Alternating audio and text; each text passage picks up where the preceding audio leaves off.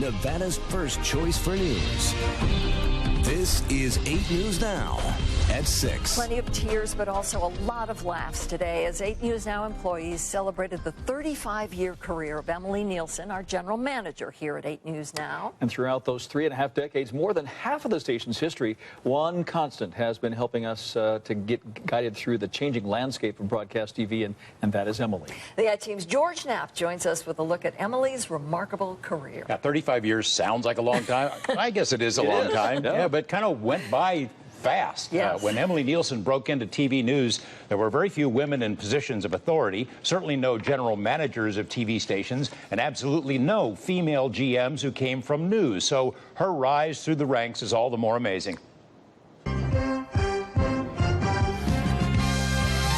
In 1980, KLAS was a juggernaut. Its news program so dominant they attracted more than half of all local viewership. The newsroom was a jungle of big brains and strong personalities, including news director and legend Bob Stoddall and muckraker Ned Day as his managing editor.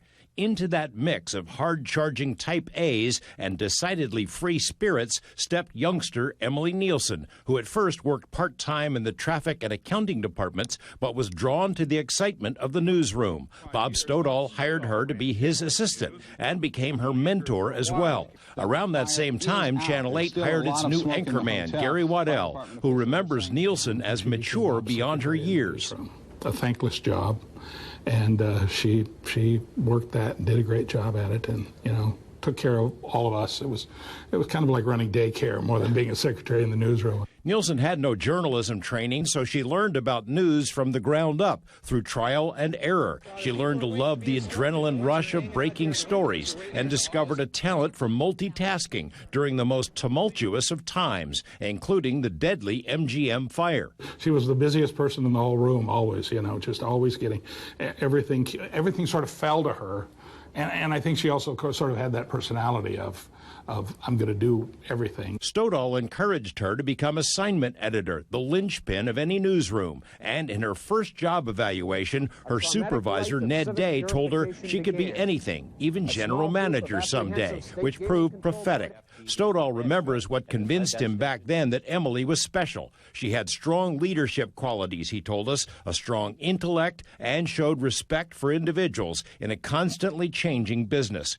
Gordon Absher, these days a vice president for MGM Resorts, worked at KLAS long enough to see several station logos and jackets, and remembers Emily as the ultimate juggler. As a photographer, years ago, back in the days of steam-powered cameras, I remember Emily running the assignment desk. She would have 3 police scanners screeching at her all day.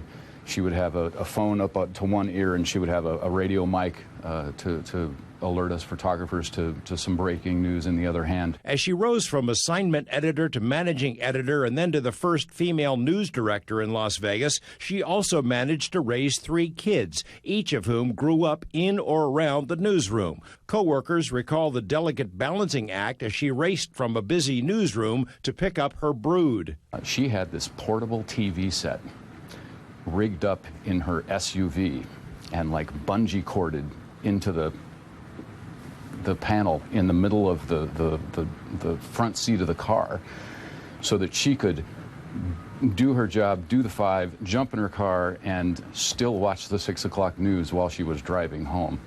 Most people don't know that. I think that's illegal now. In addition to being the first female news director, she scored many other firsts. The first station in the country to launch its own website, one of the first dozen stations anywhere to convert to high definition.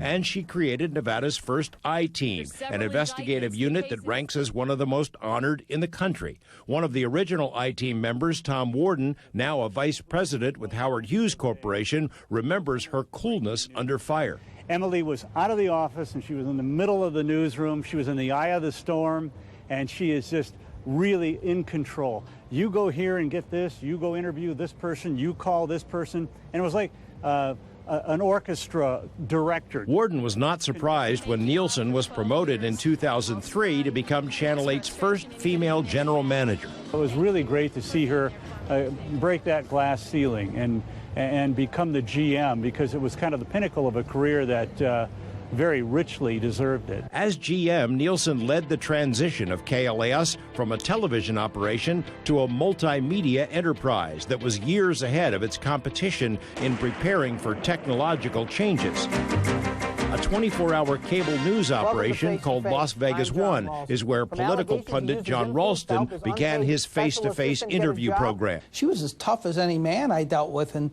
that kind of position, and she would back you up. That was the key, and we did some controversial things.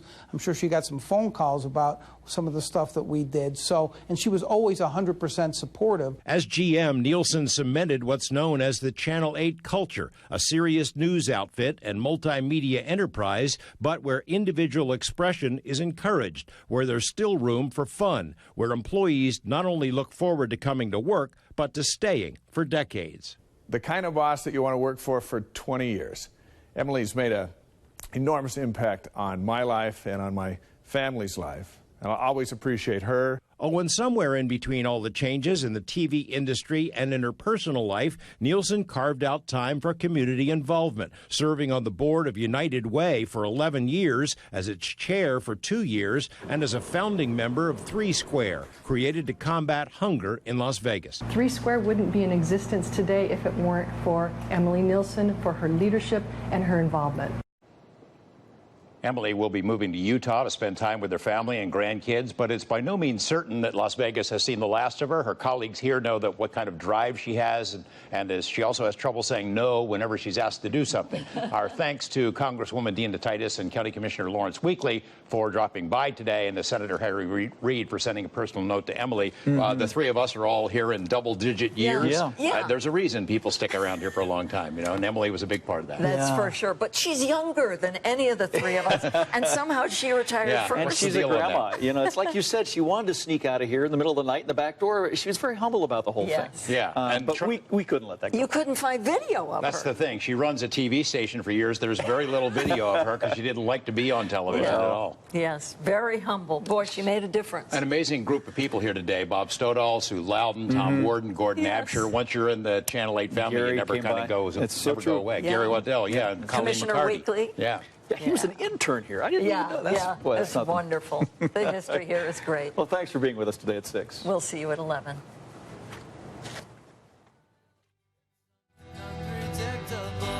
But in the end, that's right. I hope you had the time.